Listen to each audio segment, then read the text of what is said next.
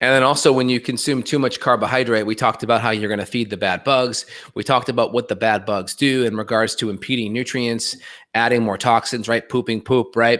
There was one more thing I wanted to kind of highlight on that realm. We talked about the gut permeability and the overstimulating the immune system. Also, high levels of carbohydrate.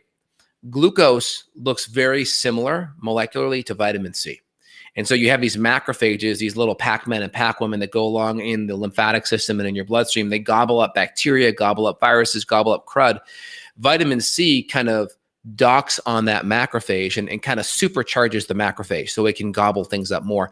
Guess what? Glucose can actually come in there and dock on that macrophage, and it can decrease the macrophage's ability to gobble things up. Now, in the literature likes to make things confusing. So there's kind of like two sets of language. There's like the lay language, right? Where we're kind of communicating it in a way that everyone gets it. In the literature, they'll call it the phagocyte index, right? Phagocytes. So phagocyte with a pH, right? So go on PubMed, type in phagocyte index, and you'll see that's the macrophage's ability to gobble critters and bacteria up. And so if we decrease the phagocyte index, it's going to be they're not going to be able to gobble things up as much. And so this is really important. And so high levels of glucose, high levels of insulin, which again, glucose and fructose stimulate insulin production, right? And so you're going to have less gobbling of your Pac-Men and Pac-Women in your bloodstream to be able to control these critters. That's crazy. Okay, so you're saying if I'm in the hospital and the nurse or whoever brings me my lunch, which I saw when my grandmother was in the hospital a couple years ago for heart issues, you know what they brought her for lunch? It was this little like packet of peanut butter, which was corn syrup and like peanuts.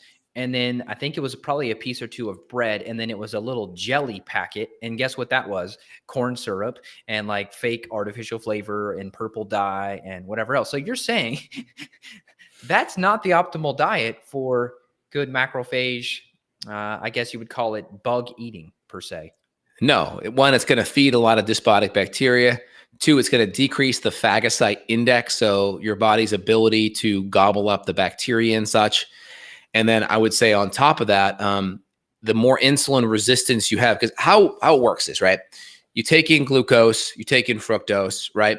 When there's fiber attached to it, it actually decreases glucose and fructose's damage, i.e. like if I consume some fructose from blueberries, one, there's a bunch of antioxidants with the blueberries, a bunch of different quercetins and bioflavonoids and vitamin C on that. There's also fiber. So fiber kind of blunts the effects that you may get from fructose when you consume things like in form of blueberries or strawberries. But when you consume fructose without the fiber, i.e. high fructose corn syrup, right? Or table sugar, which is sucrose. Sucrose is fructose and glucose.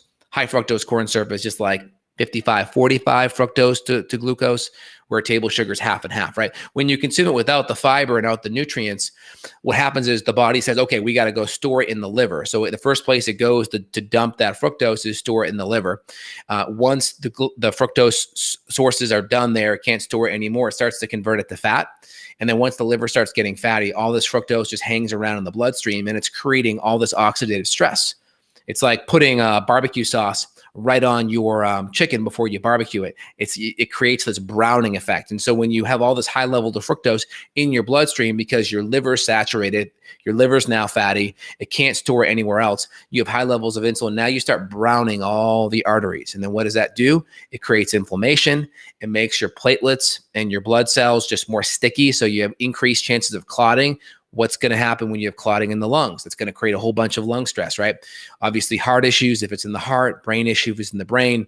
And so if we can get the fructose and the high levels of insulin down, one, that's going to help blood flow. It's going to decrease your oxidative stress reserves. And so when you have high levels of oxidative stress, what does that do to your needs of vitamin E and vitamin A and vitamin C? It increases it, because your body's having to put out these fires, and think of these antioxidants as like the fire extinguisher. So it's wanting to use all these antioxidants. And of course, the fuel that feeds a lot of this stuff is going to be high sugar and crap that also feeds the bacteria, which then makes the immune response worse. So you can see all these things, they kind of compound on each other, one after another. Yeah, that was a great way to put it. That's what I was kind of picturing in my head, this snowball effect against Yes, you, and it gets nasty quickly. it does. It really gets nasty.